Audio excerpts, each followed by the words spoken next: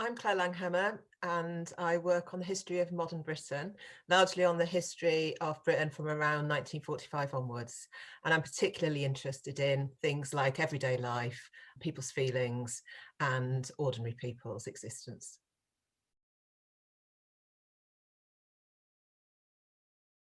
So school life reflects changes in everyday life in all sorts of different ways.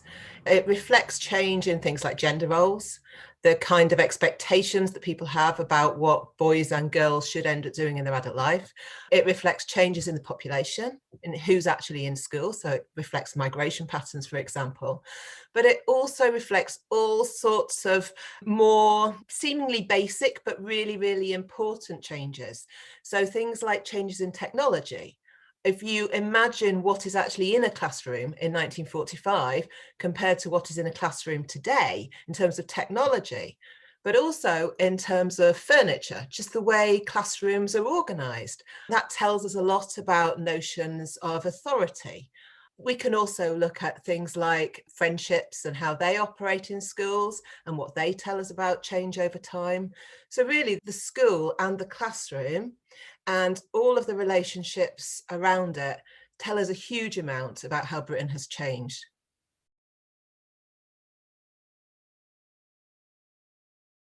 The importance of school has changed over time. Its importance has changed for children, not least because children have spent increasingly more time in school since 1945. The school leaving age has actually risen over that period. The importance of school in terms of qualifications has also changed over time, so that at some points where there's been full employment, people might not have been as worried about leaving school with qualifications as they might have been at other times where there is more scarcity of jobs and more competition to get those jobs. The significance of school has changed over time in terms of families as well. The role of parents within schools, the role of what is called parental choice about which school their child goes to. That's become more significant over time, and particularly in the last couple of decades. But school across the period has remained something that is a shared experience for generations and within families. Most people go to school. Parents go to school, grandparents go to school. So there's a shared experience, even if the moment at which they go to school might be dramatically different, and therefore some of the features of everyday life at school are very different.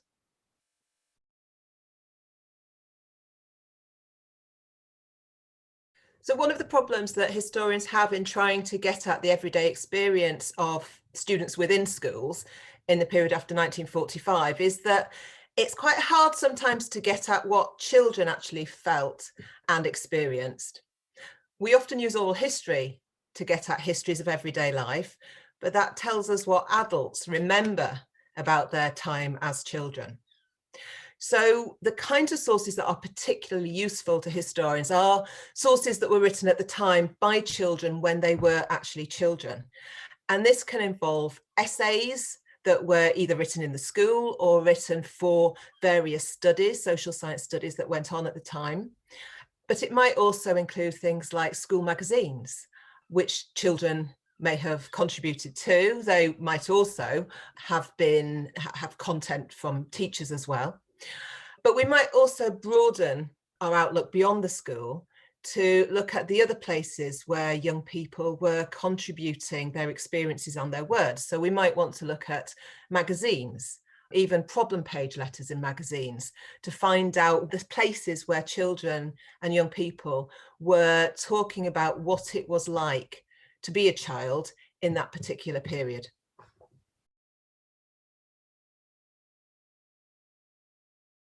So this is a photo that was taken in London on the 17th of May 1972.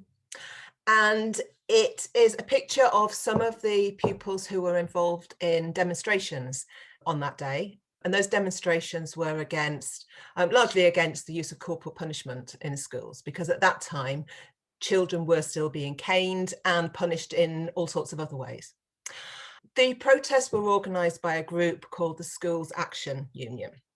And the Schools Action Union wasn't just about corporal punishment. It was interested in lots of other aspects of school, including school uniform, for example. But corporal punishment became quite a focus for them. And on this particular day, children from across London gathered to actually do a march in London, and there was a police presence, and there was a lot of press coverage of what went on. Why is this important? Well, it's important because it tells us that school children themselves were interested in changing the way in which schools operated. It shows that they had agency over their lives. It shows that they were interested in the conditions of their learning. And it shows that they could be successful. Shortly afterwards, London primary schools stopped using corporal punishment. So it's a really good case study in how one aspect of the everyday experience of children, the experience of how they were punished, leads to collective organisation by children, which ultimately leads to some kind of change.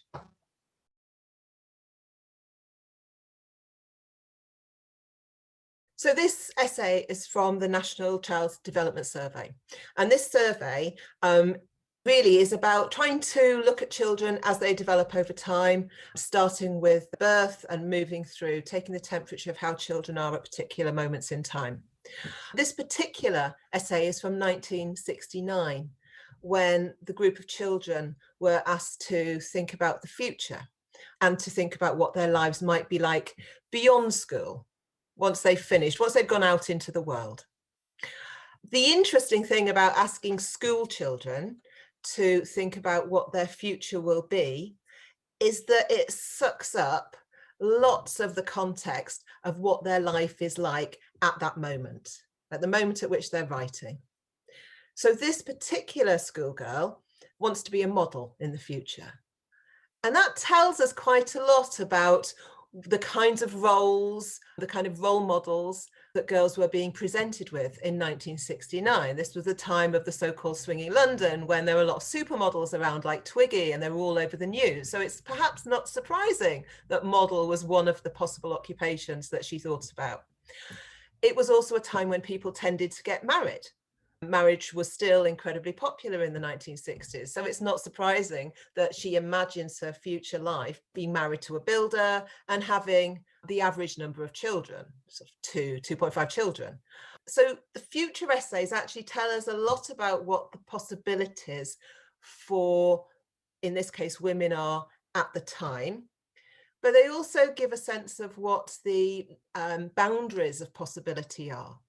So in some of the essays, people have more fantastical senses of what they will do in the future, like being astronauts or moving around on hoverboards. And they give us that sense of what young people and school children at this time believe the future could possibly be, as well as what it might be or what they would like it to be for them.